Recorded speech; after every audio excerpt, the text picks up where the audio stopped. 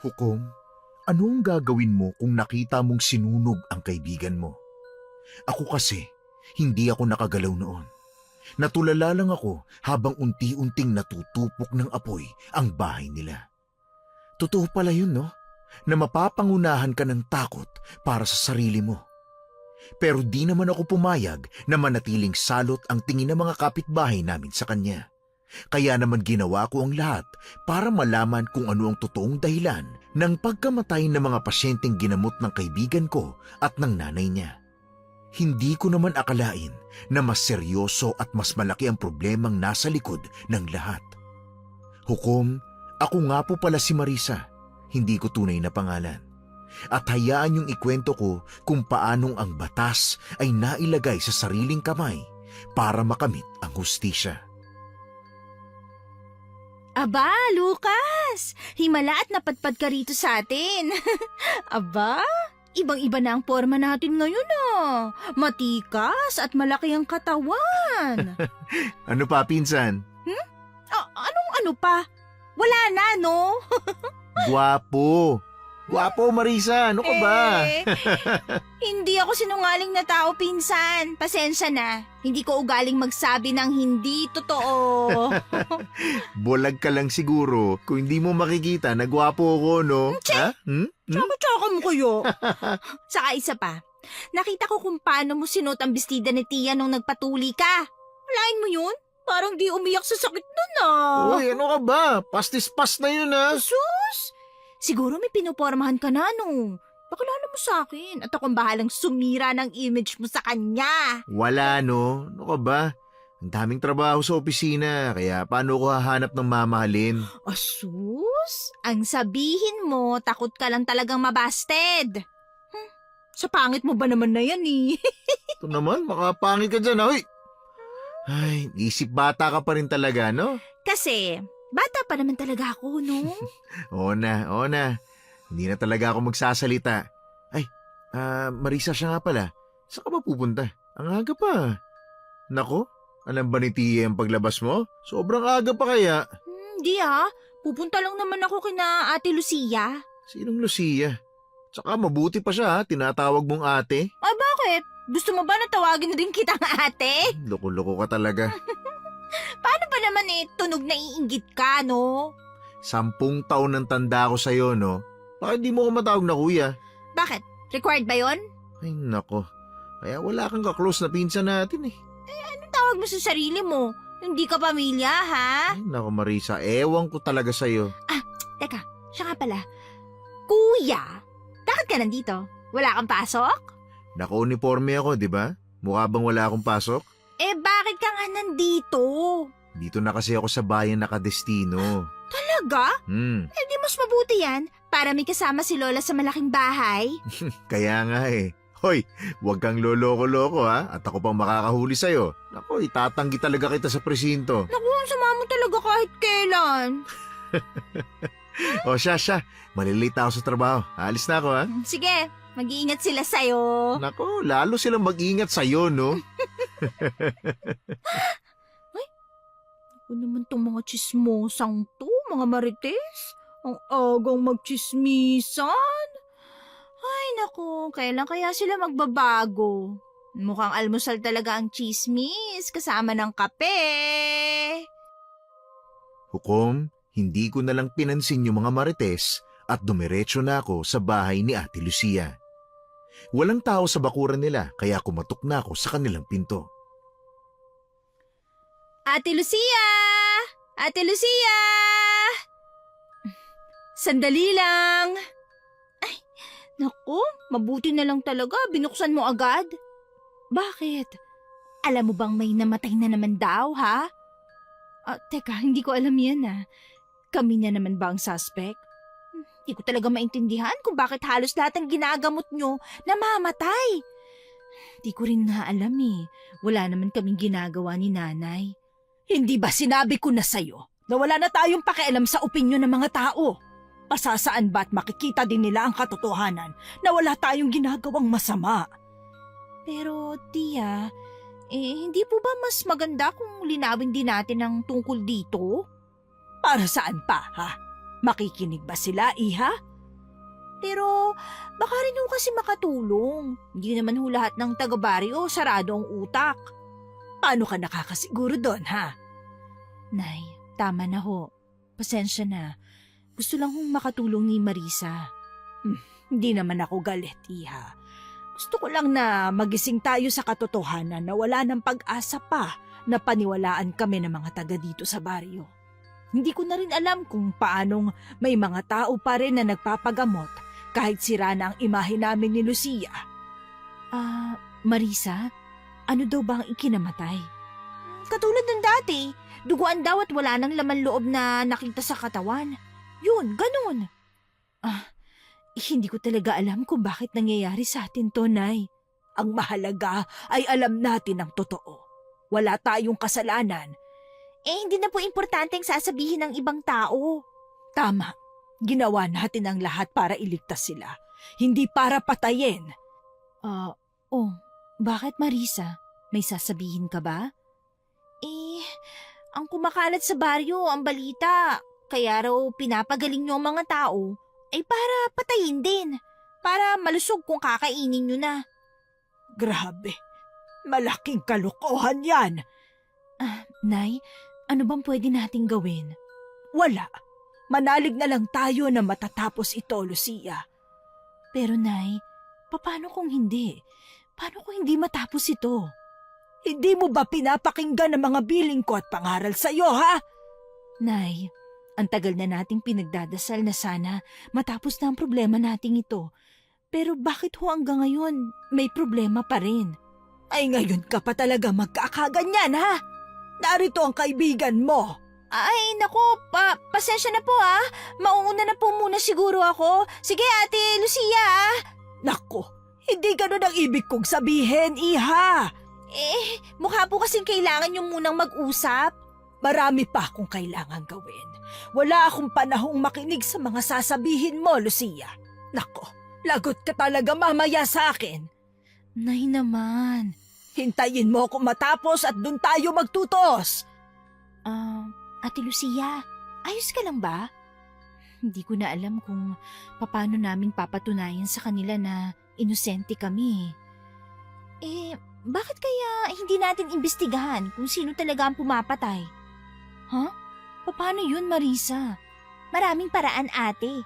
Kung iisipin natin, pwedeng-pwede nating linisin ang pangalan nyo eh. At sa tingin mo ba, maniniwala sila? Ang pagkakaalam ng lahat, hindi kami pwedeng pagkatiwalaan. Na mga halimaw kami. Kung ilalatag natin ang ebidensya, wala na silang dahilan para hindi maniwala, di ba? Pero, paano naman namin gagawin yun? May pinsan akong bagong destino dito sa bayan.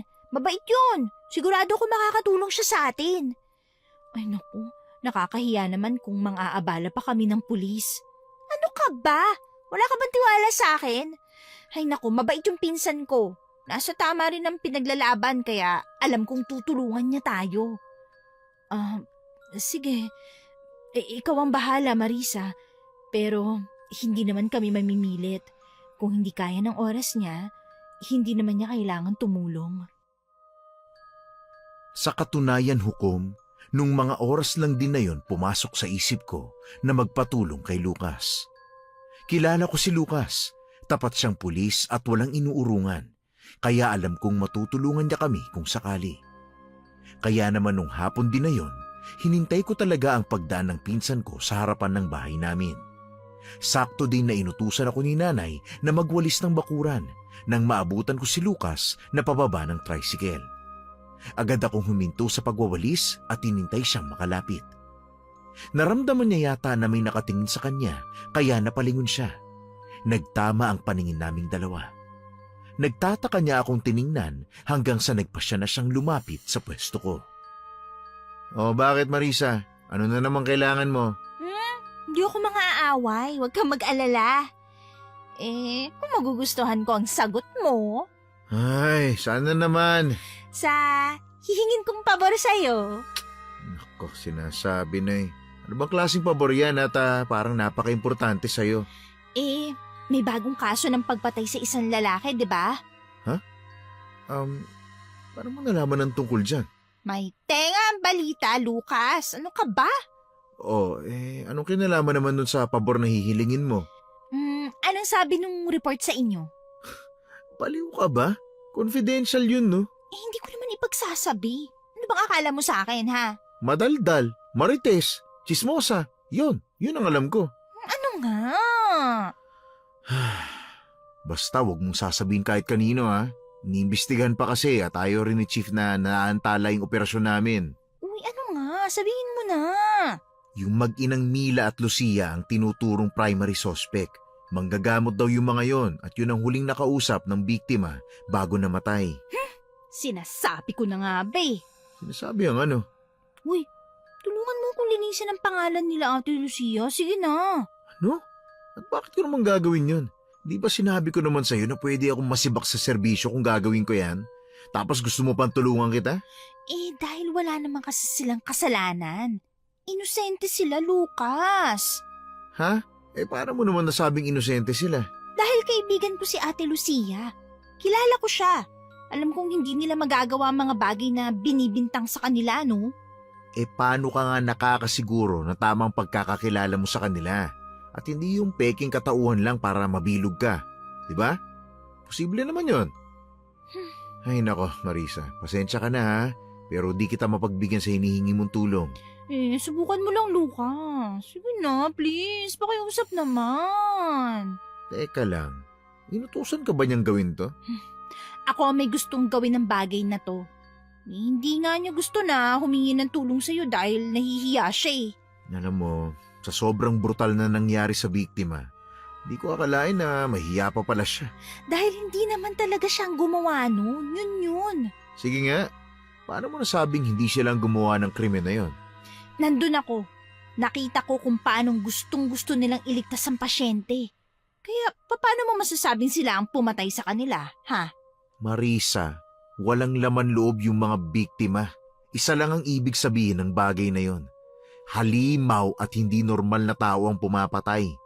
Kaya malamang sa malamang gugustuhin ng mga halimaw na kumain ng malusog na katawan, di ba? Kaysa naman yung may sakit. Lucas, sige na, please. Nakikiusap ako. Alam mo, kung lahat ng bagay ay madadaan lang sa pakiusap, Marisa, di na natin kailangan ng pulis. Kahit silipin mo lang, sige na. Sige, susubukan ko ha, pero hindi ako makikialam. Yun lang ang magagawa ko dahil hindi ko pagtatakpan ang kaibigan mo. Hindi ko naman hinihingi na pagtakpan mo sila eh. Gusto ko lang ng pag-iimbestiga na walang tinatagong butas, yun. Kung pag-iimbestiga lang ang gusto mong gawin ko, gagawin ko yun. Pero hindi yung pagtatago ng ebidensya. Wala namang ganun mangyayari dahil wala naman kaming tinatago. Ay, sana lang talaga tama yung panig na pinaniniwalaan mo. Naniniwala ako kay Ate Lucia. Alam kong hindi niya yun magagawa. Basta, wala akong papanigan. Yun lang ang magagawa ko, Marisa. Sapat na yun. Alam kong nasa tama ako. Sana nga, hindi ka magsisi. Ang pagsisisihan ko yata ay yung hindi ko sila matutulungan.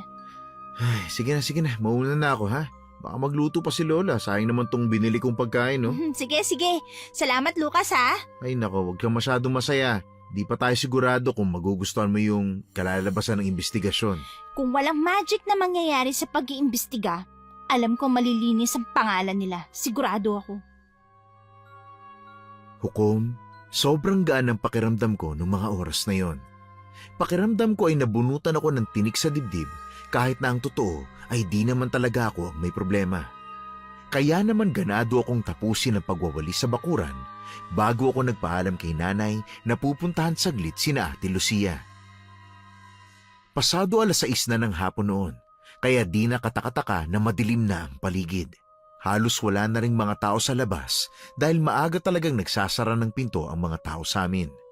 Naabutan kong magsasara na sana ng pinto ng kanilang bahay kubo si Ating Lucia nang makita niya ako. Hinintay niya akong makalapit at agad na pinapasok sa kanila. Oh, Marisa, bakit parang ang saya mo yata? Ate Lucia, tutulungan tayo ni Lucas, yung pinsan kong pulis. Talaga? Nakausap mo na siya? Oo, alam ko matutulungan niya tayo. Lalo na at inosente kayo, di ba? Sana lang talaga mapadali na ang lahat, ano? Huwag kang mag-alala, ate. At least may nakuha na tayong tulong, di ba? Teka, ano yung pinag-uusapan nyo? May maganda po akong balita, tiya. Bakit? Ano yon ha? Tutulungan po tayo ng pinsan kong polis. Sigurado po ako malilinis natin ang pangalan nyo. Bakit kailangan linisin kung hindi naman kaming may kasalanan kung bakit madumi ha? Nay, hindi ho ba mas maganda yun? May tutulong na sa atin. Yun naman ang gusto natin nung una pa lang, di ba? Ang malinis ang pangalan nating dalawa. Sigurado ka bang tutulong ang pinsan mo at hindi katulad ng iba na nananatiling pulpol? Tia Mila, maayos pong pulis yung pinsan ko. Hindi po siya kagaya ng iniisip nyo. Hindi siya katulad ng ibang mga pulis. Ay, ganun ba? Di mabuti kung ganon, di ba? Pinag-usapan lang namin ni na Tia Mila ang tungkol sa pinsan ko. Madilim na noon nung nagpaalam ako sa kanilang uuwi na ako. Habang naglalakad ay natigilan ako nang makitang may ilang mga taong paparating. Nagtago ako sa isang puno at pinagmasdan sila hanggang sa makalampas. Nagtataka ako dahil kakaiba talaga ang kilos nila.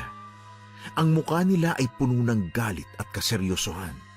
May daladala silang mga sulo habang tinutungo ang daan na pinanggalingan ko. Agad akong binalot ng kaba nung mga oras na yon, Hukom. Titig na titig ako sa kanila at hindi ko na malayan na sumusunod na pala ako sa kanila. Hanggang sa tuluyan kaming nakarating sa bahay na pinanggalingan ko.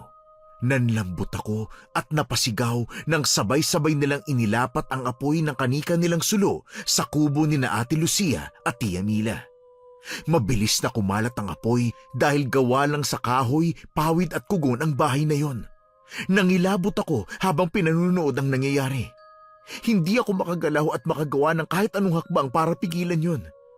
Inaamin ko, Hukom, na nung mga oras na yun pinangunahan talaga ako ng takot. Napakatinding takot. Ang tagbong yun ang daladala ko hanggang sa makauwi ako at magpahinga. Hukom, ilang araw akong hindi makatulog ng maayos sa kakaisip dahil sa nangyari. Isang araw, maaga akong bumangon. Naabutan ko si Lucas bago siya pumasok sa trabaho. Ilang araw ko rin kasi siyang hindi kinakausap. Hoy, Marisa! Kumusta? Ayos ka na ba? Sa itsura mo, mukhang hindi pa eh. Ang putla mo na at lubog na yung mga mata mo. Nagpupuyat ka ba? Hindi lang ako makatulog. Bakit? Dahil ba sa nangyari sa kaibigan mong si Lucia at sa nanay niya? Ha? Ha? Hindi ba galing ka sa kanila nung gabing yun na bago maganap yung sunog? Ang sabi ni Tia gabi ka na raw umuwi noon. Saan ka naman ang galing kung hindi ka dun galing, ha? Hoy Marisa, magsalita ka. Wala kasi akong nagawa. Wala kang nagawa? Nakatayo lang ako noon. Habang pinapanood kung paano nila sinunog yung bahay ni Ate Lucia. So tama nga ako. Pwede kang mag-witness sa kung anong totoong nangyari. Wala akong ginawa. Wala akong nagawa para sa kanila. Hindi ko sila natulungan man lang, Lucas. Pwes, ngayon nila kailangan ng tulong mo. Kailangan mo sila bigyan ng hustisya. Pero natatakot ako. Marisa, kasama mo ko. Hindi ba't sabi mo tutulong ka sa kanila? Naniniwala ka na bang inosente sila at walang kinalaman sa mga pagpatay? Pinatay rin sila. Alam ko natatakot lang ang mga taga-baryo kung bakit nila nagawa yun. Ayaw na nilang may mamatay ulit. Naiintindihan ko. Pero mali na kila Ate Lucia binuntunan lahat, ganong hindi naman sila may kasalanan. Sige, ganito na lang ha. Tutulungan kitang malinis sa pangalan ng mag-inang yun. Kung tutulungan mo rin ako bilang witness sa kaso ng mga pinatay. Kaso? Anong kaso? Kailangan may managot sa mga nangyayaring pagpatay sa mga biktima. Marisa, kilala mo ako. Hindi ko kayang tumalikod sa isang kasong hindi pa tapos at di nabigyan ng hustisya ang biktima.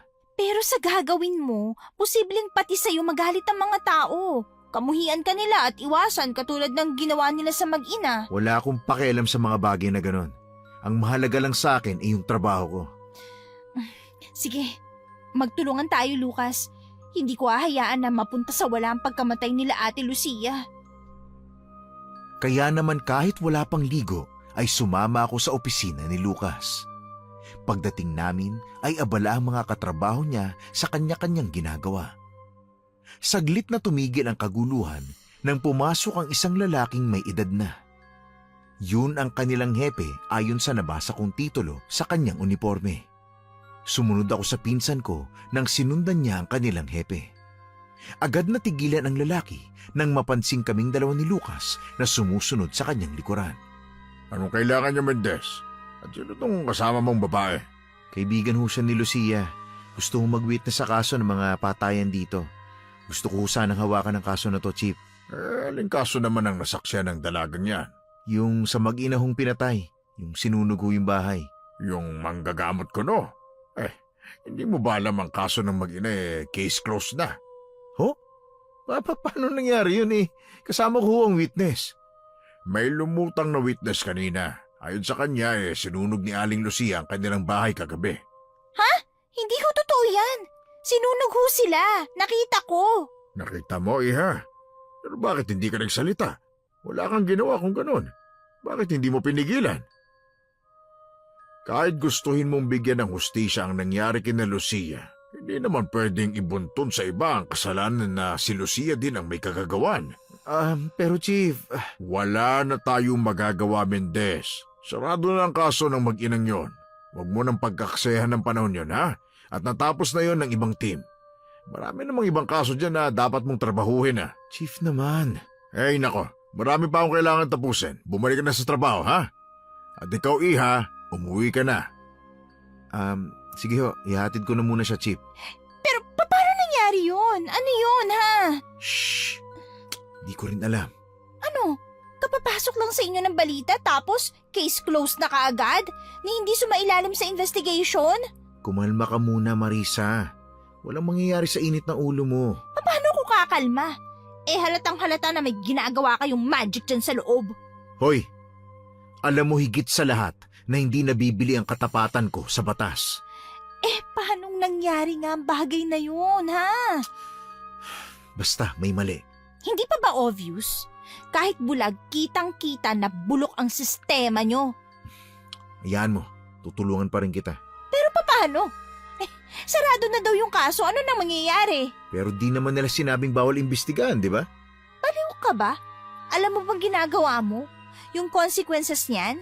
Pwede kang pag-initan ng mga kabaro mo o ang pinakamalala, mawalan ka ng lisensya.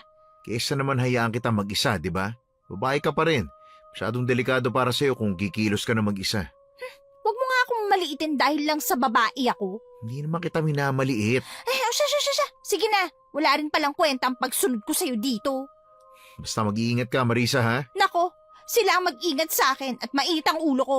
Baka sila ang mapagbuntunan ko. Kumalma ka nga. Ay, nako. Pag-uwi ko sa bahay, saka na lang tayo mag-usap, ha? Ano pa nga ba? Wala naman tayong magagawa eh. Nangako na ako, Marisa. Hindi mo kailangan bitbitin lahat. Oo na. Uwi na ako. Baka hinahanap na ako ni nanay dahil bigla akong nawala eh. Sige na, salamat ha. Hindi na nga nakasagot ang pinsan ko dahil nagsimula na rin akong maglakad pa uwi. Habang naglalakad ay bakas sa mukha ng mga taong nakakasalubong ko ang galit nila sa akin.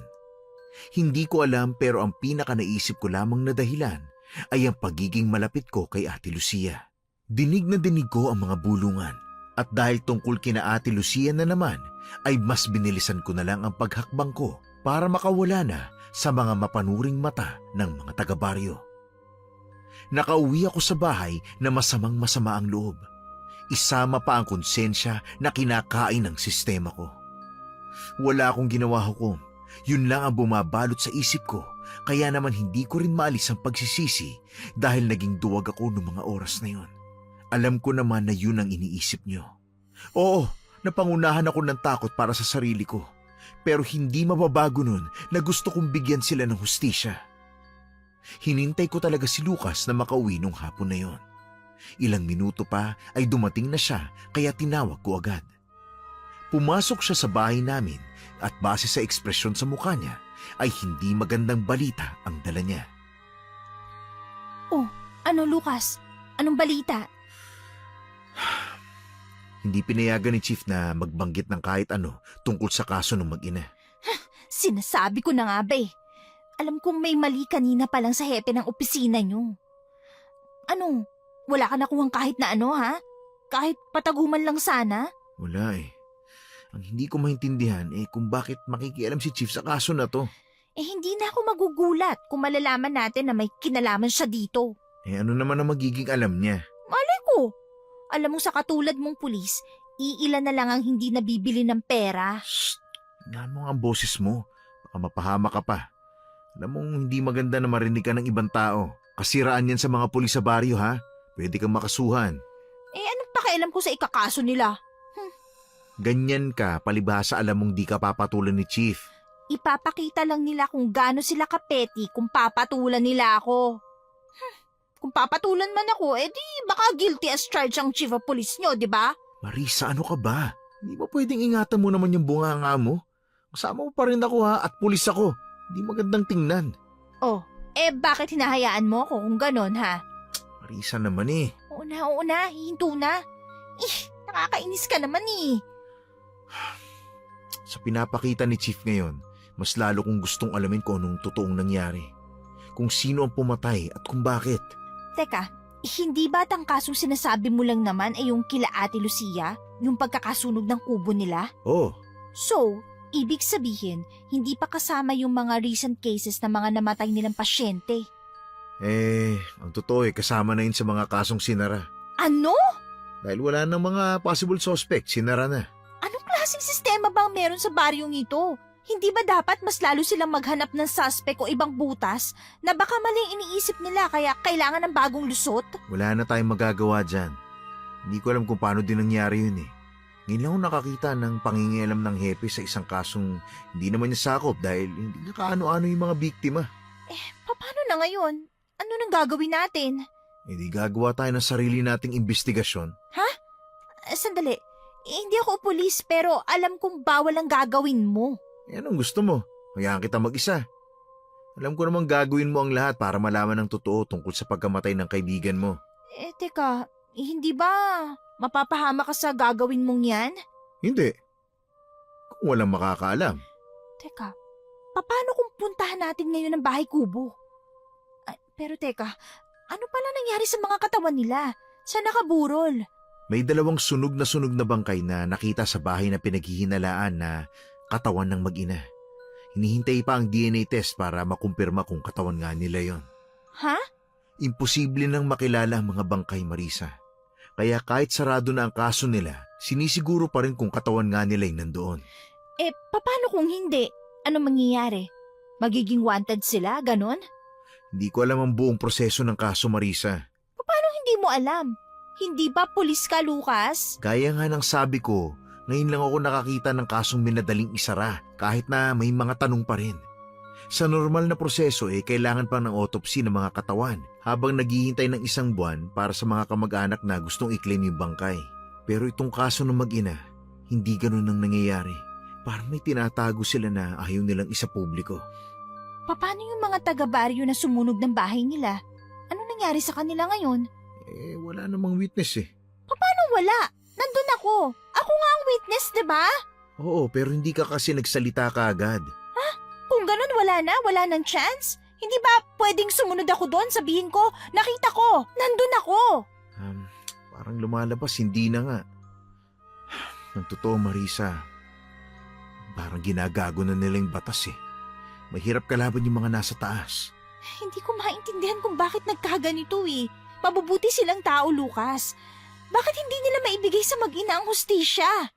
Hukom, sinumpa ko talaga ang nagpapalakad ng opisina nila. Hindi ko maintindihan kung bakit napakadali para sa kanila na bigyan ng hustisya ang iba pero hindi maibigay dun sa mag-ina. Pagkatapos namin kumain ni nanay, lumabas ako para puntahan si Lucas. Saktong pagdating ko sa kanila ay tapos na silang kumain ni Lola. Kaya naman nagpaalam na rin siya na lalabas muna saglit. Kakaiba ang hangin habang nilalakad namin ang daan papunta sa nasunog na bahay ni na Ate Lucia. Pagkarating ko doon ay nakita kong sunog nga ito. Mula kasi nang mangyari ang pagsunog sa kanila ay wala na akong lakas ng loob para puntahan ang lugar. Kagaya ng sinabi sa akin ni Lucas, Halatang wala na talagang mabubuhay sa paraan ng pagkakasunog. Hukom, napakabigat ng dibdib kong lumapit sa nasunog na bahay. Hindi ko mapigilan na igala ang mga mata ko at napaluha sa nakita. Hindi ko alam kung paano sakit yung naranasan nila. Hindi ko kayang isipin. Tatagan mo ang loob mo. Kailangan mo maging malakas para sa kanila, ha? Para mabigyan mo sila ng hustisya. Lucas, kasalanan ko eh. Kung sana tumulong ako. Kung sana nilaban ko yung takot ko. Sana buhay pa sila. Hindi mo naman ginusto yung nangyari. Paano hindi ginusto? Lucas, kaibigan ko si Ate Lucia at wala akong nagawa para tulungan siya. Ay nako, tama na nga yan. Mag-ikot-ikot na muna tayo para malaman kung may makukuha tayong ebidensya. Hindi ko kayang isipin kung anong naranasan nilang sakit. Grabe, tingnan mo oh. Hindi mo kailangang isipin ang bagay na yun. Mas lalo ka mahihirapan na tanggapin ang lahat kung patuloy mong iisipin ang bagay na yan. Pero hindi ko maiwasan na isipin eh. Marisa, hindi gugustuhin ni Lucia kung patuloy mo siyang iisipin at sa bawat pag-iisip mo sa kanya, isisisihin mo ang sarili mo. Hindi ba at kaibigan mo siya? Mabuti siyang kaibigan, Lucas. Kaya imposible talaga ang mga bagay na binibintang sa kanya. Sa kanila ni Tia Mila. At kaya tayo nandito para patunayan ang bagay na yan. Kumuha ng ebidensya para linisin ang pangalan nila, ganun. Sa bagay, tama ka. Sa ngayon tayong dalawa pa lang ang nasa panig nila. Mas mahirap ang laban na to kaya gusto kong tatagan mo ang loob mo para sa kanila. Habang nag-iikot kami sa lugar, ay natigilan kaming dalawa nang marinig ang kaluskos sa damuhan. Agad kaming nagtago sa dulong bahagi ng bakuran sa may malaking puno. Nagkatinginan kami bago sumilip para tingnan kung sino o ano ang gumawa ng ingay. Nanlaki ang mga mata ko nang makita ang isang kakaibang nilalang. Malaki ang pangangatawan nito at balot ng itim na balahibo. Matikas din ang kanyang tindig at kapansin-pansin ang mahaba at puti nitong buhok. Halos mapasigaw ako nang pulutin niya ang isang nasunog na kawayan at saka inihagis malapit sa pwesto namin. Mariin akong hinawakan ni Lucas at sinenyasan na huwag gumawa ng kahit na anong ingay. Hukom, hindi ko maipaliwanag ang takot sa dibdib ko habang nakatingin sa halimaw na sinisira ang bawat mahawakan niya, na parang ayaw niyang magkaroon pa ng pagkakakilanlan ang mga tumira sa bahay na yon. Ilang minuto rin kaming nakatago hanggang sa tumating ang hepe ng pinsan ko. Pareho kaming natigilan sa nakita. Hindi man lang nakitaan ng takot ang lalaki nang makita ang halimaw. Para bang matagal na silang magkakilala. Kumusta? Nakuha mo na ba ang gusto mo? Sirain ang lahat at walang dapat matirang bakas ni Namila. Ha? Sigurado ho ba kayo dyan sa gusto nyo? Hindi ko naman kailangang ulitin ang mga sinabi ko, hindi ba? Hindi naman ho. Mabuti kung ganun nga. Gusto kong sirain lahat ng bagay na may kinalaman sa babaeng yon. May problema ho tayo tungkol dyan. Ang pinakayaw ko sa lahat ay ang makarinig ng problema. Solusyonan mo! Huwag kang tatanga-tanga! Hindi naman po. Meron lang ho kasing babaeng lumapit sa presinto kanina. Kasama siya ng bagong destinong pulis. Ang sabi niya sa akin ay nakita raw niya ang buong pangyayari. Pinapaalam ko sa mga tauhan ko kung sino yon at kung anong kinalaman niya sa pulis na kadedestino pa lang din sa presinto. Kung problema ang bagay na yan para sa'yo, ay gusto kong gawan mo na kaagad ng solusyon. Pero, mas maganda siguro kung ako ang gagawa ng bagay na yon. Pero kung lalabas ho kayo, siguradong kakalat sa baryo. Sino bang may sabing mananatiling buhay at makakapagkwento pa ang pagpapakitaan ko? Pero... Gusto ko ng mabilis ang sagot sa babae niyan. Ayoko ng tatanga-tanga, ha? Bukas na bukas ay kailangan ko ng impormasyon ng babaeng yon. Ako nang bahalang bumisita at maghandog ng regalo sa kanya. Hoy, Marisa, umalis na tayo. Ako ba yung pinag-uusapan nila? Walang ibang dumalo sa presintong babae kundi ikaw. Naku, Lucas, anong gagawin natin? Basta wala na tayong oras para dyan. Kailangan na natin umalis dito. Paano? kung makikita nila ako, tsak na makikilala nila tayo. Basta, halika na. Naku, Lucas, hindi ko kaya. Marisa, di tayo pwedeng magtagal dito. Mapapahamak tayo, halika na. Wala akong nagawa noon nang tuluyan na akong hinila ni Lucas papalayo sa lugar na yon. Mabibilis ang hakbang niya, kaya naman hinihingal akong sumusunod sa kanya. Tumigil lang siya nang tuluyan na kaming nakalayo sa sinunod na bahay. Hukom, hindi pa rin ako makapaniwala sa mga nasaksihan. Pinipilit burahin ng isip ko yung mga nakita namin, pero patuloy yung bumabalik. Isa pa ang nakakakilabot na boses ng halimaw na parabang anumang oras ay aatake sa akin. Imbis na masagot namin ang ilang mga katanungan, ay nadagdagan pa. Kaya naman yun lang din ang inisip ko hanggang sa nasa tapat na kami ng bahay namin. Niyaya kong pumasok muna sa bahay namin si Lucas para mapag-usapan namin ang aming nakita. Natatakot ako. Paano kung bigla na lang siya umatake? Paano kung bigla na lang kaming atakihin dito ni nanay? Hindi niya gagawin yun. Paano ka nakakasiguro doon, Lucas? Nadinig mo naman, di ba? Balak niya akong tapusin. Pero hindi pa ngayong araw. Kumalma ka. Maghahanap pa si Chief ng mga impormasyon tungkol sa'yo bago niya ipaalam sa halimaw. Na para bang wala lang sa'yong bagay na to, ha? Na para bang normal lang sa'yo mga to, ganon, ha? Wala rin naman kasi magagawa kung pareho tayong magiging aligaga. Mas lalo tayo hindi makakapag-isip ng mabuti. Pero paano kung umatake siya ngayon? Anong gagawin ko? Kailangan mong maniwala na hindi ka aatakihin ng halimaw ngayong gabi. Wala pa siyang alam tungkol sa'yo, kaya kailangan mo munang kumalma para mas makapag-isip tayo ng paraan. Teka, may ideya ka ba kung sino siya? Uy, sagutin mo nga ako. May ideya ka ba kung sino ang halimaw na balak akong patayin, ha? Wala, kaya kailangan mo rin mag-ingat. Huwag na huwag kang magsasalita ng mga bagay na magpapakita na nasa panig ka na mag-ina. Tandaan mo, yun ang pinaka-clue nila sa'yo. Baka hindi ko mapigilang hindi magsalita kung alam kong sobra na. Marisa, kung gusto mo pang mabuhay, makinig ka sa akin. Mahirap kalaban ng kalaban na hindi natin kilala. Hindi natin alam ang kaya nilang gawin laban sa'yo. Kaya hanggat maaari, gusto kong kumalma ka lang. Paano na? Ano nang gagawin ko ngayon? Makinig sa akin. Yun ang gawin mo.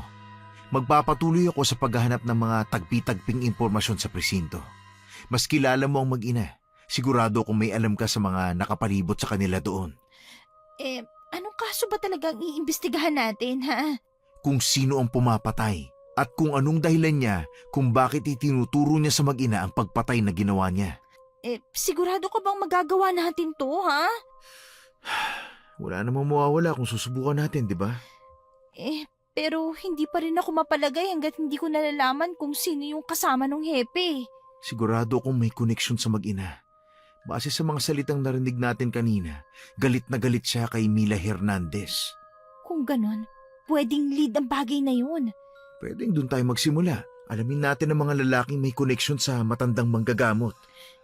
Hindi ko maintindihan kung bakit ganito yung nangyayari. Mabait na tao naman si Tia Mila. Wala siyang tinatapakang tao. Lahat ng mga lumalapit sa kanila para magpagamot, ginagamot niya. Dumating din dun sa punto na may ilan pang hindi nakakabayad pero hinahayaan lang niya. Hindi natin malalaman ang lahat kung hindi natin titingnan mabuti ang bawat butas. Sana lang sa ginagawa nating to, matulungan natin na matahimik ang kaluluwa nila. Hanggat nabahira ng pangalan nila sa baryo, tingin ko hindi sila tuluyang mananahimik. Kailangan nating ipamukha sa mga taong yan na wala silang kinalaman sa mga patayan. Na biktima lang din sila. Yun naman talagang plano Umpisa pa lang, di ba? Ang halimaw na yun. Sa palagay mo ba, siya ang pumapatay? Sa malamang-lamang. Paano napapasunod niya ang hepe, no? Paano parang tangang aso lang na sumusunod ang hepe nyo sa bawat utos ng halimaw na yun? Isa lang ang sagot sa bagay na yan. May mataas na katungkulan yung halimaw. Pero kung ganun nga, paano nagkaroon siya ng koneksyon sa isang manggagamot? Teka, ano namang masama ron?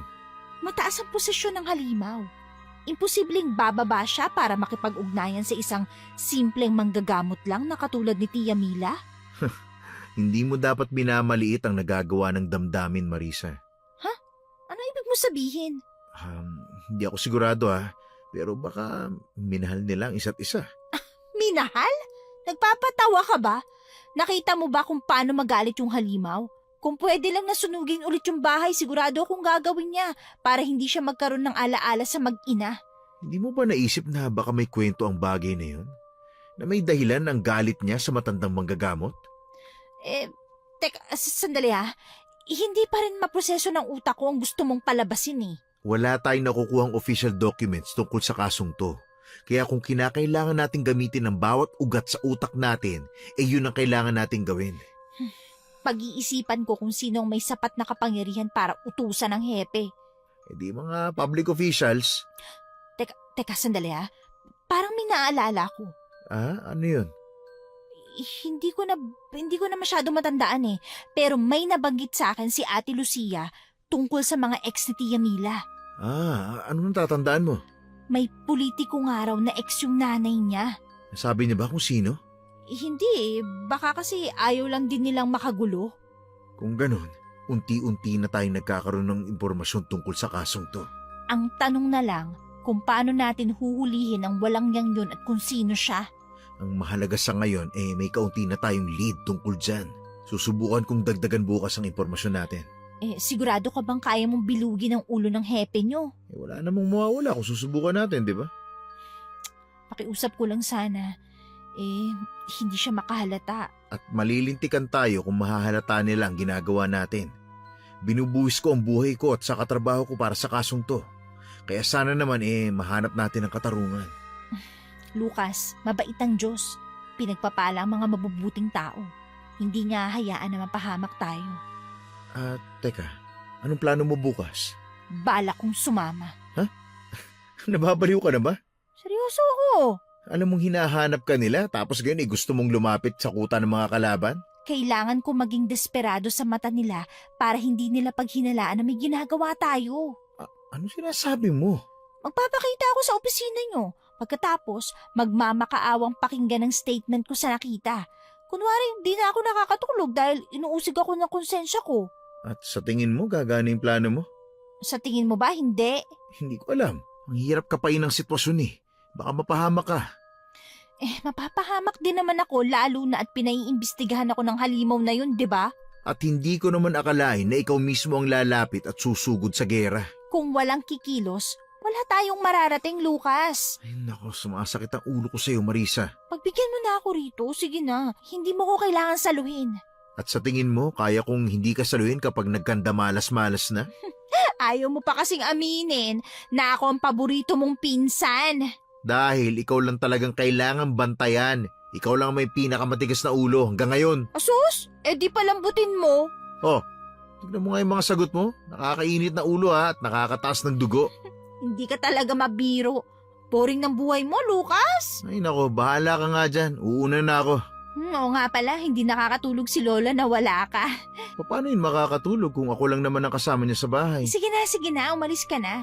Basta daanan mo ko dito bukas ha. Sana naman hindi na kita kailangang gisingin. Mahiya ka naman, maaga ako nagigising no. Ay, sana nga. Sige na, umalis ka na. Chupi, alis na. Kung makatulak ka sa akin parang di mo kailangan ng tulong ko Hindi na ako nagsalita pa, Hukom. Pinagpatuloy ko ang pagtulak sa pinsan ko palabas ng bahay. Nang tuluyan na makaalis ay saka ko lang sinara ang pinto. Siguro dahil sa takot na pasukin kami ng halimaw ay nakailang silip ako sa kandado at siniguro kong nakalak na mabuti ang pinto. Saka pa lang ako pumasok sa silid. Hindi ko alam, Hukom, pero mabilis akong nakatulog at nagising na lang nang dahil sa ingay ng tumitilahok na manok. Agad kong inayos ang higaan ko bago lumabas ng kwarto. Naabutan kong nagkakape si nanay at pinagkape na rin ako na agad ko rin namang ginawa habang hinihintay ang pagdaan ni Lucas. Pagkatapos kong magkape ay dumiretso na ako sa banyo para maghilamos. Nag-ayos muna ako habang patuloy kong inaabangan ang pagdating ng pulis kong pinsan. Ilang minuto din lang naman ang hinintay ko bago siya dumating, kaya naman nagsimula na rin kaming maglakad papunta sa opisina nila. Siniguro ko na malayo ang agwat ko sa kanya para hindi mahalata na magkasama kami.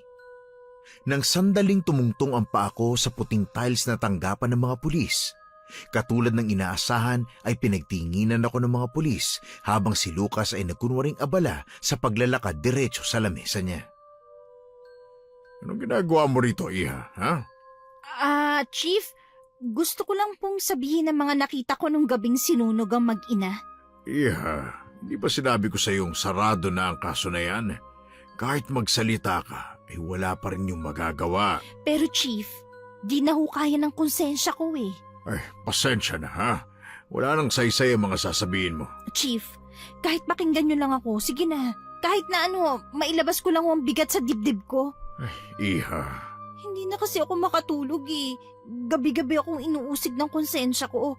Gabi-gabi ko silang napapanaginipan na sumisigaw at humihingi ng tulong. bakit hindi mo tinulungan? Natakot ako eh, na baka ako yung isunod kong mangingialam ako. Tapos ngayon gusto mong tumestigo. Ano magagawa na pagsasalita mo sa mga bagay na nangyari kung sarado na ang kaso? Wala ho akong pakialam. Ang gusto ko lang, maalis ang bigat sa dibdib ko. Gusto mo lang matanggal ang guilt na nararamdaman mo. Tama ba? Opo, Chief. Kung gano'n sige. Magbibigyan kita. Halika sa opisina at doon natin pag-usapan. Pero Chief... Gusto mo ba o hindi? Gusto ko ho. Pues halika na. Mendez, sumunod ka sa amin. Ako? May iba pa bang pulis dito na Mendez ang apelido? Pasensya na ho, Chief. Huli na kayo. Hoy, Marisa, sinabi mo, bakit tayo biglang pinapasok sa opisina niya? Hindi ko rin alam eh. Basta mag-iingat ka ha. Bantayan mo ang mga lalabas sa bibig mo. Posibleng huhulihin lang niya tayo. Anong akala mo sa akin? Hindi nag-iisip, ha? Pinapaalalahanan lang naman kita. Hindi mo dapat sinasabi yan. Hindi ako nagbibigay ng impormasyon sa mga outsider para sa akin. Talaga lang, ha? Hindi ko akalain na close pala kayo. Hindi ho. Magkapit-bahay lang ho kami. Talaga? Parang hindi ganun ang nakikita ko sa samahan ninyo. Ay, talaga po ba? Nako, tinulungan lang ho ako ni Marisa na ayusin yung mga gamit ko sa paglipat. Kaya nakapag-usap ho kami. Mabuti naman pala at may kalapit ka na. Hindi ka na mahihirapan na makibagay. Oo nga ho, Chip eh. Kaya malaki ho ang utang na loob ko kay Marisa. Ano nga ulit ang dahilan kung bakit ka pumunta rito, Iha? Ano? Ngayon nahihiya ka na sa akin. Hindi naman ho. Mabuti naman kung ganon. Ikwento mo na sa akin kung anong nangyari nung araw na yon. Ganito po yun. Kaibigan ko pong matalik si Ate Lucia. Pumunta po ako sa bahay nila para makipagkwentuhan. Dahil alam naman ng nanay ko na ang bahay lang nila ang pinupuntahan ko. Hindi naman po ako nagmadaling umuwi. Sa madaling salita, gabi ka na nakauwi noon. Opo, naabutan ko po yung mga taong galit na sumusugod sa bahay nila. Natatandaan mo ba ang mga itsura nila? Kung iharap ko sa iyo ang mga sumunog ng bahay ng mag-ina, makikilala mo ba sila? Madilim po kaya hindi ko po masyadong maaninag yung iba. Sus, kahit pala bukas yung kaso wala rin tayong makukuha sa statement mo. Lalo na't sinabi mong hindi mo naman sila naaninag. Pero alam ko po na sinunog sila at hindi si Ate Lucia ang sumunog sa bahay nila. Nagsisinungaling po yung witness nyo. Oo, may ebidensya ka ba?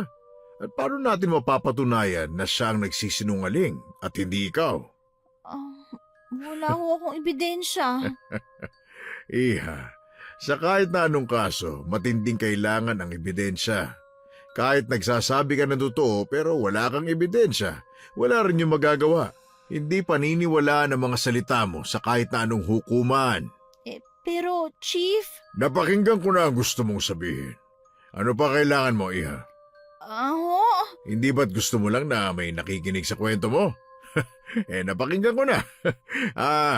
May kailangan ka ba? Wala ho ba kayo magagawa? Sinabi ko na sa'yo, sarado na ang kaso. Wala nang bigat ang mga salitang ilalabas mo. Lalo pa't wala rin naman yung ebidensya. Paano po kung makakuha po kami ng ebidensya? Tama na nga, Iha. Tapos na ang usaping ito. Pero Chief... Mendez, ilabas mo na nga itong bisita natin. Marami pa tayong kailangan trabahuhin. Yes, sir. Halika na. Uy, paano na? Ano yun? Anong mangyayari? May nakuha ka? Di ba wala? Ngayon nakita ka na ulit niya. Siguradong hindi ka na niya pakakawalan. Kaya mag-iingat ka palagi. Nananakot ka ba, Lucas? Mukha bang panakot lang yung sinasabi ko? Lucas naman eh. Basta umuwi ka na. Sulitin mo na mga oras mo na kasama mo si Tia. Baka huli na yan. Sira ka talaga. Seryoso ko. Mag-iingat ka. Oo na. Mag-iingat ka rin ha. Kaya ko na sarili ko. Mas nag-aalala ko para sa'yo. Na hindi dapat kasi kaya ko naman. Ilang araw matapos akong pumunta sa presinto, ay wala namang kakaibang nangyari. Si Lucas ay nanatiling naghahanap ng mga bagay na pwedeng gamitin sa kaso. Pero kahit nakatahimikan ng bumalot sa akin, ay mas lalong hindi ako mapalagay. Hindi ko alam kung dulot ng pagkapraning ang mga bagay-bagay, pero pakiramdam ko ay may mga matang nakatingin sa akin, na parabang anumang oras ay aatake at papatayin ako. Tahimik ang maghapon ko nung araw na yon, kaya naman naisipan ko ulit na dalawin ang bahay nila Ate Lucia. Saktong naabutan ko si Lucas doon na malalim ang iniisip. Ang sabi niya, doon daw siya pumupunta kapag nag-iisip tungkol sa mga kasong hawak niya. Niyaya rin niya akong pumunta sa kanila dahil may ipapakita ron siya sa akin na may kinalaman sina Ate Lucia. Uy, Lucas, hindi ako mapapakali. Gusto kong malaman ang nakita mo. Malaking bagay ang nakita ko, Marisa. Sigurado ako. Ano yun? May nakita akong lumang picture. Ha? Anong kinalaman ng lumang picture sa kaso? Sa opisina, habang naghahanap ako ng mga impormasyon, nakita ko yun. Anong picture yun? Si Mila, kasama si Mayor. Ha? Posible kayang si Mayor ang sinasabi ni Lucia na politikong ex ng nanay niya? Paano nangyari yun? At kung si Mayor nga, bakit galit na galit pa siya kay Tia Mila gayong may sarili na siyang pamilya? Bakit parang di pa rin siya makamove on? Hindi pa naman natin alam kung si Mayor nga. Hinala ko lang naman ang bagay na yon. Hinala. Wala pang kasiguruhan. Kaya nga, sinabi ko lang sa'yo dahil mas maiging alam mo ang tungkol sa bagay na yon. Ayoko namang isipin mong may tinatago akong impormasyon. Pero hindi din natin pwedeng burahin ang ideyang yun. Tama. Hindi ko akalain na madami pa palang makakalaban sa kasong to. Mabibigat na tao. Mas lalong hindi ko inaasahan na may koneksyon sila Tia Mila sa mga taong may mataas na posisyon. Sana lang talaga matapos ng bagay na to. Pero, paano kung si Mayor nga yun, Lucas? Hindi sapat ang litrato para mapatunayan natin ang bagay na yan. Anong wala yun na nga oh. Nakakita na tayo ng picture na magkasama sila. At posibleng gawin nilang alibay na nagpa-picture lang si Mila sa kanya. At talagang pinagtatakpan niya ang mga bagay na makakasira sa pangalan niya. Sus, hindi ka na dapat magulat pa. Malaki nga ang posibilidad na si Mayor ang hinahanap natin. Pero anong motibo niya? Bakit niya ginagawa mga bagay na yun? Bakit sa dinami-dami naman ng tao, si Tia Mila pa? Kung totoo man yun, hindi ko lubos maisip na ang tinitingalang mayor ng mga taga rito ay isa palang halimaw. Sobrang mahal siya ng mga tao rito. Hindi lang basta halimaw, Lucas. Isa siyang klase na walang sinasanto, na hindi siya marunong maawa. Ano sa palagay mong dahilan kung bakit sobrang hinanakit niya kay Mila? Ano sa palagay mong magiging intensyon niya? Hindi ko rin alam. Baka hindi pa nakaka-move on? May asawa at mga anak na siya. Parang imposible naman yata ang dahilan na yan. Wala na ako ibang maisip na dahilan, Lucas. Pero isipin mo, hindi ba may kwenta naman ang mga dahilan at intensyon? Kapanipaniwala naman ang mga nabubuo nating hinala, di ba? Kung koneksyon sa mag-ina ang pinag-uusapan, tama naman ang inisip natin na may koneksyon ng mayor sa kanilang dalawa.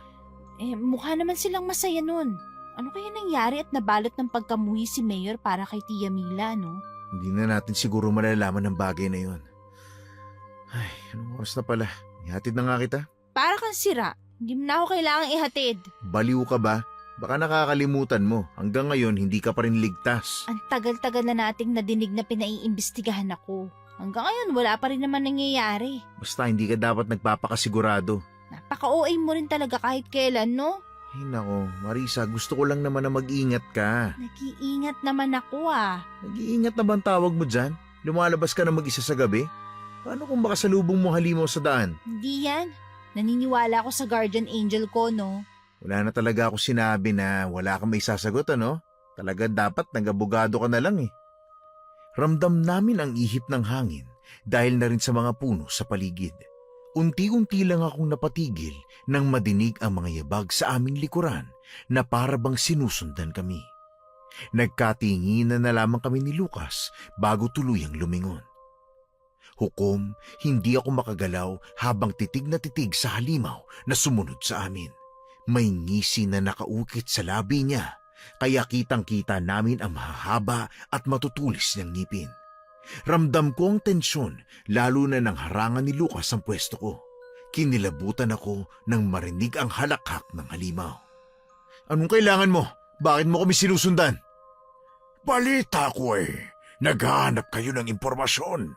Paano mo nalaman ang bagay na yan? Walang imposible sa akin. Tama nga ako. Ikaw nga yan, Mayor. Bilib din ako sa tapang mo, Totoy. Matalino ka at ginagamit ang utak. Hindi basta lang nakapatong. Wala akong inuurungan, lalo pa sa isang kaso na inosente ang damay. Ha? Inosente? Sinong inosente ang tinutukoy mo, ha? Sina Tia Mila, si Ate Lucia. Ikaw ang pumatay kaya paano mo naaatim na hayaan silang magdusa sa mga bagay na ikaw ang may gawa? Nararapat lang sa kanila yon. Bagay sa kanila ang mga naranasan nila. Walang sino man ang nababagay na mapagbintangan at takuin ang kasalanan na wala silang kinalaman. Higit pa ron namatay sila dahil akala ng mga taga-baryo halimaw sila. Bakit hindi? Hayop ang tinatawag mong Tia Mila. Traidor siya! Nagawa niya akong traidorin kaya dapat lang sa kanya ang mga bagay na naranasan niya. Anong kasalanan sa iyo ni Tia Mila para maging ganito kalaki ang galit niyo sa kanila? Dahil traidor nga siya! Sa paanong paraan sila naging traidor?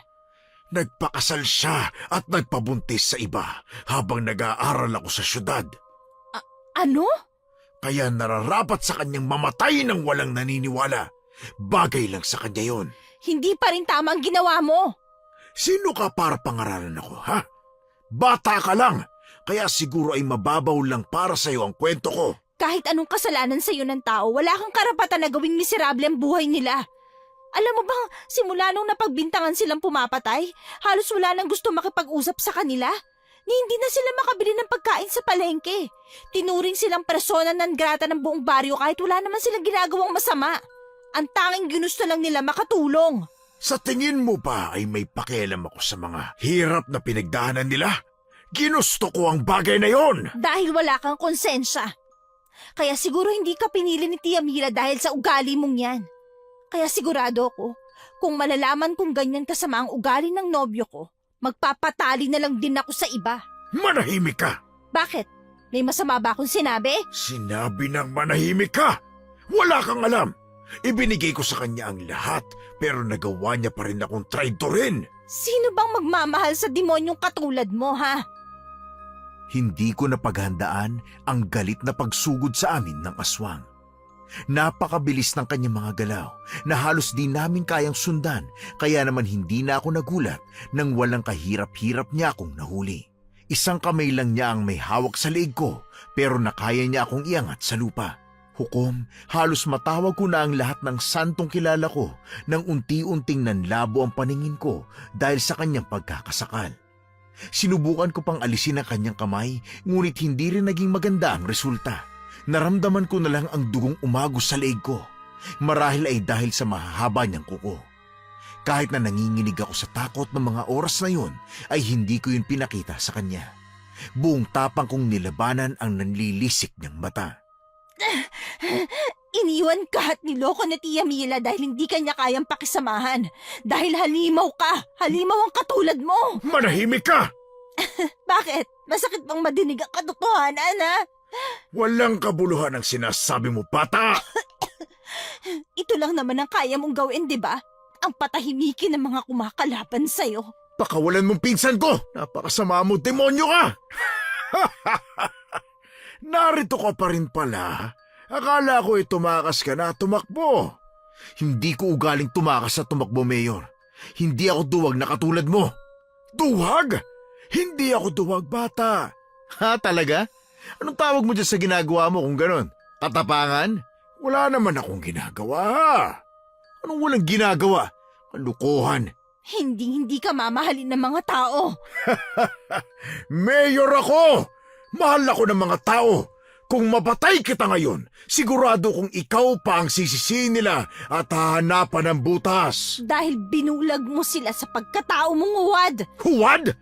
Hindi ko nakasalanan kung bobo sila at madaling mapaniwala. Sa tingin mo ba, mamahalin ka pa ng mga tao kapag nalaman nilang ikaw ang pumapatay? Kapag nalaman, Oo, kapag nalaman nila kung ano ka talaga. walang makakaalam dahil wala namang makakaligtas sa inyong dalawa. Walang mabubuhay sa inyo dahil uubusin ko lahat ng taong balak akong pabagsakin. Tumigil ka kung ayaw mong pagsisiyan ng lahat ng to. Kailanman ay hindi ako magsisisi sa ginagawa ko, bata. Kung papatayin mo siya, lalabas ang lahat.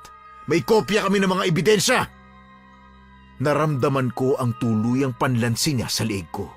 Mas dumoble ang lakas ng tibok ng dibdib ko bago ko unti-unting naramdaman ang panlalabo ng mga mata dulot ng kawalan ng hangin noong mga oras na yon. Akala ko noong mga oras na yon ay katapusan ko na hanggang sa naramdaman ko ang bahagyang pagluwag sa kanyang kamay na nagsasakal sa akin. Bigla niya akong binitawan at binagsak sa lupa. Bumagsak ako sa putik habang habol-habol ang hininga. Anong ebidensya? Mga litrato, mga dokumento, at ang totoo tungkol sa inyo ni Mila Hernandez. Panakot lang yan. Sa tingin mo ba ay paniniwalaan ka nila? Anong halaga ng mga salita ng isang baguhan at bagitong destino na pulis? Hindi nila kailanman pipiliin ang mga salita mo laban sa akin. Talaga? Pero bakit parang natatakot ka? Sa tono ng boses mo, parang anong oras, tatakbo ka na. Masyado kang mayabang. Hindi ako nagyayabang. Nagsasabi lang ako ng totoo. Akala niyo ba hindi ko kayang burahin ang lahat ng pinagyayabang niyong ebidensya? Napakadali lang para sa akin gawin ang bagay na yun. Baka nakakalimutan mo. Hawak ko ang kapangyarihan sa bayang ito. Kahit ilang beses mong burahin ang mga ebidensya, lulutang at lulutang pa rin ang mga bagay na pinipilit mong itago. Walang lihim ang di nabubunyag. Sa tagal ko nang ginagawa ang pagpatay, wala namang nangyari. Kung di pa namatay si Mila, ay wala namang maglalakas loob na imbestigahan ang mga pagpatay. Wala kang konsensya. Marahil ay tama ka. Wala akong puso at konsensya. Gusto mo bang subukan kung gaano ako kawalang puso? Manahimik ka! Hindi ko hinihingi ang opinyon mo, kaya ikaw ang manahimik. Sagutin mo nga ako. Ano bang dahilan kung bakit galit na galit ka sa mag-ina, ha? Imposibleng dahil lang yun sa mga sinasabi mong kasalanan ni Mila sa'yo. Wala kang karapatan para tanungin ako. Ni wala kang karapatan na kausapin ako dahil higit na mataas ako sa'yo. Hindi na ako nagulat. Mas magugulat siguro ako kung pakikinggan mo ang mga salita na galing sa mas mababang uri ng tao, hindi ba? Ganyan naman kayo eh. Walang silbi sa inyo ang mga salita namin dahil sabi nyo nga, wala kaming kwenta at nararapat lang sa amin ang mga bagay-bagay na ginagawa mo bilang parusa. Marunong ka rin naman palang umintindi kahit papano. Pero may nakakalimutan ka, Mayor. Ang mga bagay na maliliit ang siyang makakapuwing. Huwag kang mag-alala. Pupulbusin ko na ang lahat bago pa ako mapuwing. Sana nga ay matupad ang mga gusto mo. Sana nga, dahil wala na kayong lalabasan. Marisa, ngayon na. Oo, sumabay ka sa akin. Pagbilang ko ng 3, sabay tayong tatakbo. Sige. 1, 2, 3! Sa isang iglap, hinablot ni Lucas ang braso ko at tinulak ako papalayo. Kasabay noon, may sinindihan siyang paputok at saka inihagi sa paanan ng halimaw. Nagulat ang halimaw sa malakas na pagsabog. Ginamit namin ang pagkakataon na yon para makatakas. Kahit nahihilo at nanlalambot pa ang katawan ko, pinilit kong tumakbo. Dumulas ang pa ako sa putik. Sumabit ang damit ko sa tuyong sanga na nakalapag sa lupa. Pero hindi ako huminto. Hawak-hawak ni Lucas ang kamay ko. Hinihila niya ako palayo. Dinig na dinig pa rin namin mula sa likuran ang mabibigat na yabag ng halimaw. Kahit hindi ko siya nakikita, ay ramdam ko ang galit sa bawat hakbang na ginagawa niya papalapit sa amin. Pumasok kami sa masukal na bahagi ng kakahuyan. Madilim na, halos wala ng liwanag ng buwan. Mas humigpit ang hawak ko sa braso ng aking pinsan dahil dumoble na ang kaba at takot ko. Paano ka nagkaroon ng paputok sa bulsa mo? Yun ba? Nakuha ko yun sa mga bata sa kalsada kanina. Nakalimutan kong isurrender. Ipinagbabawal na kasi yun. Tsaka isang piraso lang naman yun eh. Lucas, parang hindi ko na kaya. Napapagod na ako eh. Kaya mo, huwag kang lilingon. Hindi kayo makakatakas. Kahit saan kayo magtago, makikita at makikita ko kayo. Sige lang, natutuwa akong panoorin kayo. Para kayong mga daga na desperadong tumakas sa kamatayan na hatid ng pusa. Marisa, dito! Lucas, mabubuhay pa ba tayo? Kailangan nating makatakas ngayon sa kanya. Kailan kaya siya titigil? Sigurado akong mapapagod din siya sa paghahanap sa atin. Lumabas na kayo! Kahit saan kayo pumunta, pagkatapos ng gabing ito ay susundan ko pa rin kayo. Hindi pa tayo tapos! Unti-unti lumayo ang tunog ng mga yabag niya hanggang sa tuluyang nawala. Halos mapaupo ako dahil sa pagod at takot. Dinig ko rin sa aking tabi ang paghugot ng malalim na hininga ng pinsan ko. Kailangan na nating umuwi. Baka sila lolang balikan niya. Hindi pwedeng mangyari yun, kaya halika na, tara. Bilisan mo na dyan. Grabe, hindi ko pa rin nakalain na mabubuhay tayo. Hindi natin alam kung hanggang kailan tayo humihinga. Lucas, ayoko pang mamatay. O sa tingin mo sa akin, gusto nang mamatay? Ano nang gagawin natin ngayon? Magpakatatag. Tumakbo at tumakas. Yun lang? Bakit? Kaya mo bang talunin yung aswang na halimaw na yon? Wala tayong magagawa kung hindi ang tumakbo dahil ayaw man nating aminin. Higit na mas malakas siya kaysa sa atin. Marisa. Ha? Teka, ano yun? Naririnig mo ba yun? May tenga ako, Marisa. Malamang naririnig ko kung ano yung naririnig mo. Sino yun? Marisa. Ha? Ate Lucia, ikaw ba yan? Pero paanong... Akala ko patay ka na. Kasama si Tia Mila sa bahay niyo. Paanong... Pinatakas ako ni nanay. Si Tia, buhay rin ba siya? Ako lang ang nakaligtas. Sandali ha. Hindi ko maintindihan eh. Paanong buhay ka? 2 bangkay nakita ako sa bahay ninyo. Gumamit kayo ng ibang tao?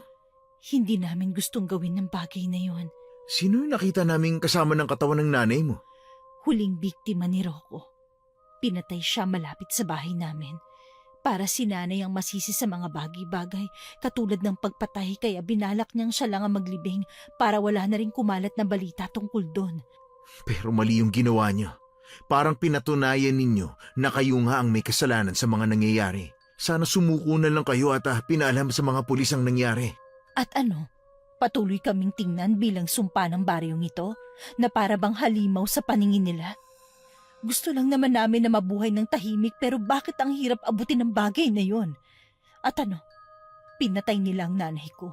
Namatayan ako ng nanay dahil sa isang bagay na wala naman kaming kinalaman. Pasensya na. Gusto ko na ng tahimik na buhay. Ayoko na ng gulo.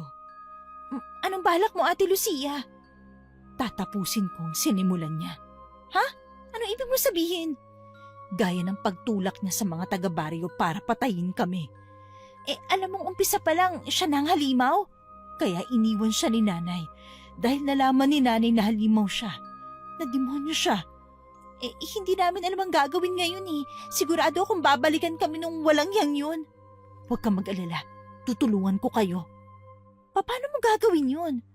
Ang alam ko lang, kailangan nang matapos ang kademonyohan niya. Masyado nang malalim ang gabi. Ang mabuti pa ay umuwi na tayo. Saan ka tumutuloy ngayon, Ate Lucia? May matutuluyan ka ba? Wala eh. Saan ka tumuloy kung ganun? Maayos bang tinuluyan mo? Ayoko na lang pag-usapan. Pwede ba yun? Kung dun ka na lang muna sa amin. Pero hindi ba nakakahiya? Naku, kilala ka naman ng nanay, hindi ka na dapat mahiya. Talaga? Oo naman, sigurado kung matutuwa si nanay kapag nakita kang buhay. Hukom, hindi pa rin ako makapaniwala na buhay si Ate Lucia. Alam kong ganun din si Lucas na tahimik lang din na nakasunod sa amin. Ilang minuto bago kami nakarating sa bahay at gaya ng inaasahan ay maging si nanay ay tuwang-tuwa na makita si Ate Lucia. Dali-dali niyang pinapasok sa loob ng bahay namin. Hindi na rin nagtagal pa si Lucas at umuwi na sa kanila.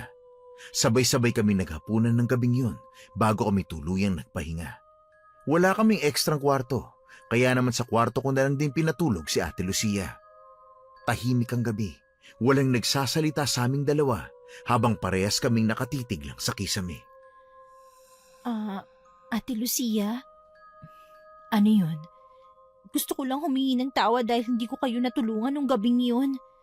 Alam mong hindi kita sinisisi, Marisa. Pero sinisisi ko ang sarili ko. Wala kang kasalanan doon. Hindi ko kasi kayo natulungan. Kung sana naging matapang lang ako na pigilan sila, di mangyayari ang bagay na to. Hindi mamamatay si Tia Mila. Lahat tayo nakakaramdam ng takot, Marisa. Hindi kita sinisisi dahil alam ko kung kanino ko dapat ibuhos ang lahat ng galit ko. At hindi yun sa'yo. Araw-araw kasi akong kinakain ng konsensya ko, ate. Wala kang kasalanan. Hindi mo kasalanan ng lahat. Ang totoo nating kalaban na yung demonyong yun. Yung demonyong lumason sa isip ng mga kababaryo natin para paghinalaan kami ni nanay. Napakasama talaga niya. Ni hindi ko siya nakitaan ng konsensya habang kausap ko siya. Wala siyang puso. Hindi siya marunong magmahal. Pero mukhang minahal niya si Tia Mila. Obsesyon ang tawag doon, hindi pagmamahal. Kaya nung nagpakasal sa iba si nanay, nagalit siya. At sinira niya ang pangalan ng babaeng sinasabi niyang mahal niya. Ate Lucia, anong plano mo ngayon? Kagaya ng ginagawa niyo. Hahanap ako ng bagay na magpapatunay na inosente kami ni nanay. Aalis ka ba bukas? Oo. May kikitain ako bukas. Sino yun? Tungkol saan? Tungkol sa kung paanong nagsimula ang lahat. Kung paanong napalitan ng galit ang obsesyon niya sa nanay ko. Ha? Sino? Kaibigan ni nanay na nakasaksi ng pagmamahalan nila. Pero hindi ba delikado? Paano kung madamay pa siya? Malapit siyang kaibigan ng mayor. Sigurado kung may alam siya kung paano pahihintuin ng demonyong yun. Gusto mo bang samahan kita? At paano ka nakakasiguro na pakikinggan ni Rocco ang kaibigan na sinasabi mo? Demonyo siya. Wala siyang pakikinggan kundi ang sarili niya. Gusto kong gawin to ng mag-isa. Walang masama kung susubukan natin. Sigurado ka ba, Ate Lucia, na kaya mo? Kaya ko to, Marisa. Malapit na tayong matapos. Sisiguruhin kong hindi tayo ang malalagasan. Hindi ako papayag na mauwi sa wala ang pagkamatay ng nanay ko. Pagbabayarin ko siya sa kahit na anong paraan. Ate Lucia, mag-iingat ka ha? Palagi naman. Hindi pa ako pwedeng mamatay, kaya dapat mas mag-ingat kayo ha? Pero paano kung mauna siya makarating sa'yo? Paano kung alam niyang balak mo? Hindi niya alam ang kikitain ko. At kung alam man niya, handa na ako doon. Hindi ko alam kung lakas ng loob ba yan o galit. Pareho, Marisa. Kailangan ko ng pareho para matapos ito. Marisa, kung sakaling hindi ako makabalik agad, ate, wag! Makinig ka muna. Kung hindi ako makabalik, ipangako mo sa akin na ibibigay mo ang hustisyang para sa nanay ko. Nalalaban ka para sa hustisya niya. Pakiusap. Ipangako mo ha? Ate, hindi ka mamamatay. Ipangako mo sa akin, Marisa. Pangako, Ate Lucia. Pero hindi ka pwedeng mamatay ha? Hindi natin sigurado ang buhay. Tuso si Rocco, kaya alam kong may tinatago pa siyang kasamaan sa kanya.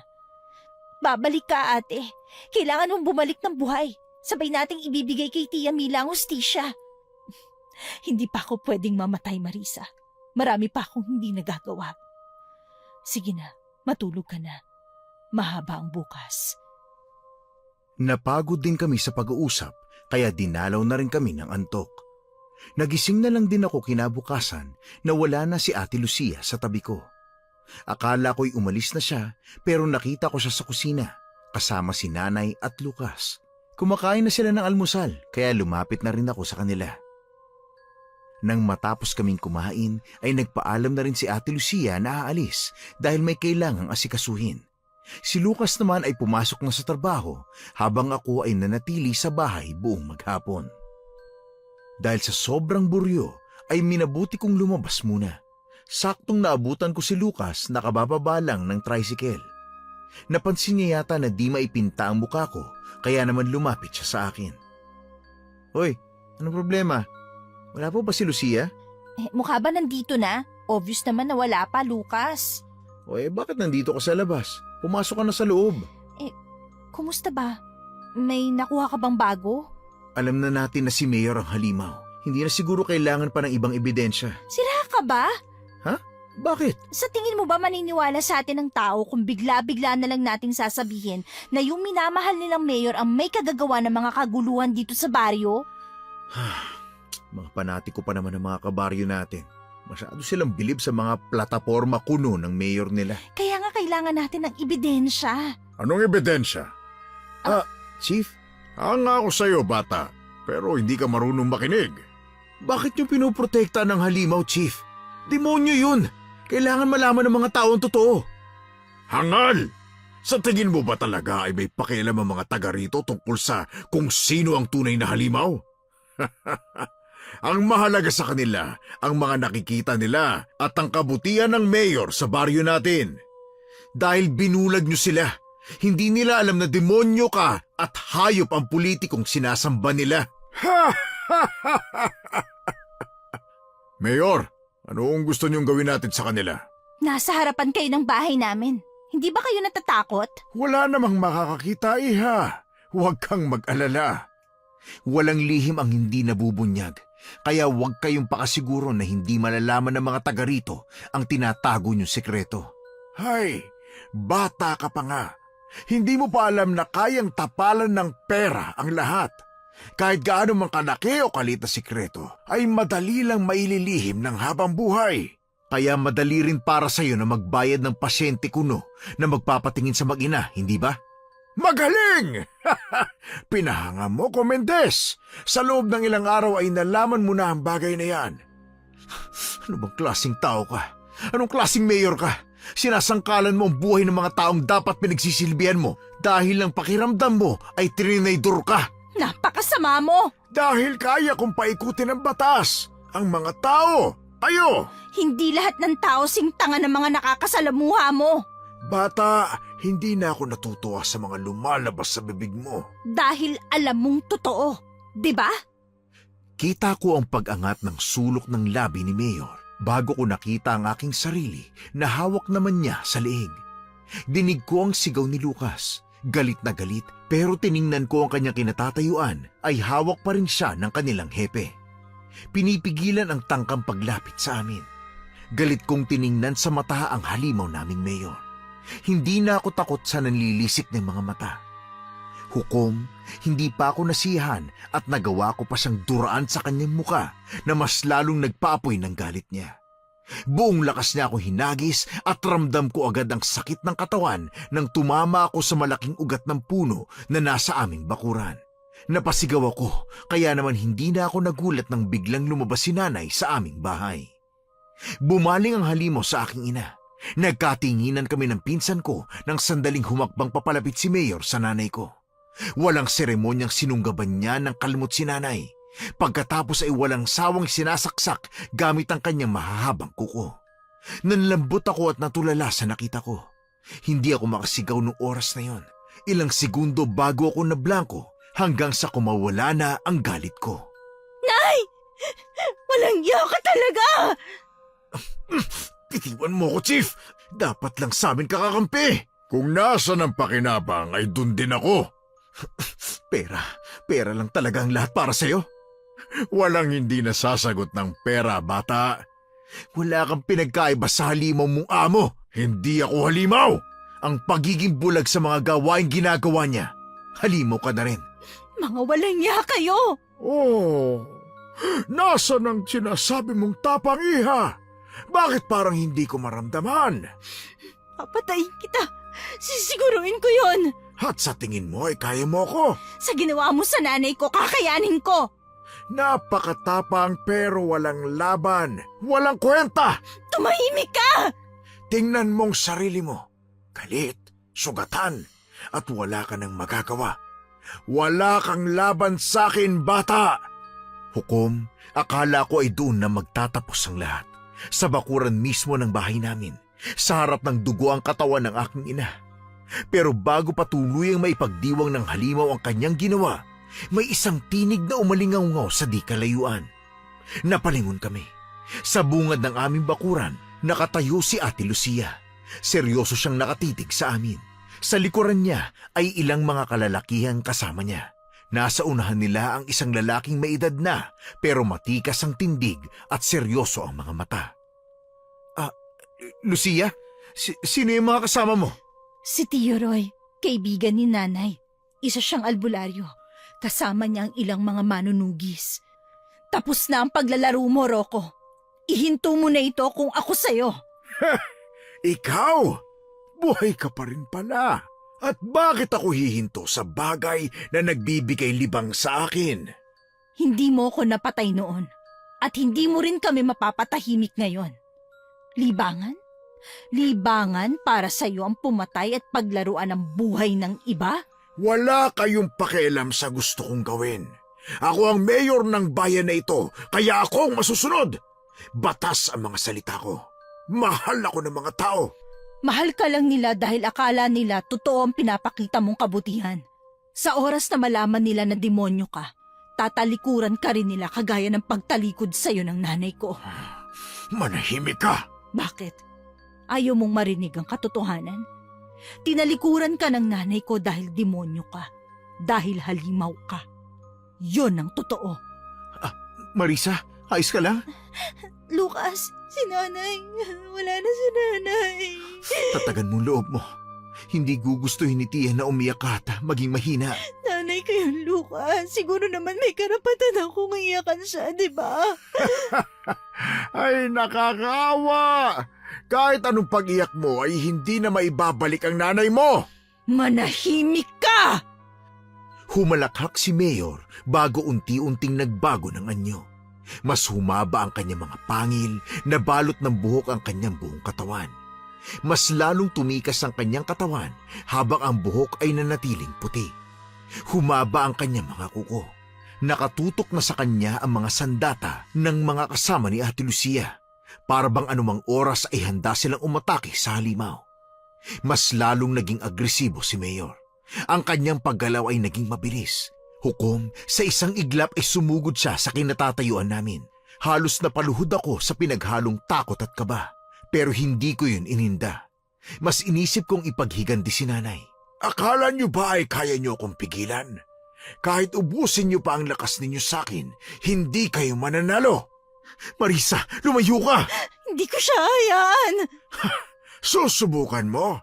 Huwag kang maging pabibo! Hindi ka makakalapit, Rocco! Tumalon ng aswang at isa-isa niya kaming inatake. Ang bawat galaw niya ay puno ng panganib. Ang bawat ungol ay parang kulog na dumadagundong. Umatake na rin ang mga kalalakihan ng sabay-sabay gamit ang kanilang mga itak at latigo. Napaatras naman ang aswang, ngunit hindi bumagsak. Mas lalo lang niyang pinatindi ang galit. Umikot siya sa paligid at hinabol kaming lahat. Pinanood ni Lucas ang halimaw para mapalayo sa amin. Habang sinusubukan naming lumikas, nakita ko si Lucia na mabilis na nagtago sa puno. Hawak ang isang maliit na kutsilyo at bakas sa muka na sorpresang aatakihin ng aswang. Unti-unti, bumabagal ang galaw ng halimaw dahil hinahanap kami. Kanya-kanya kasi kami ng tago sa mga puno at damuhan. Dito ka, aswang! Napapaligiran ka na! Siguraduhin ninyong mapapatay ninyo ako dahil kapag nabuhay ako, kayo naman ang mamamatay. Kayo ang papatayin ko! Huwag kang mag-alala. Huling araw mo na. Ha? Ano to?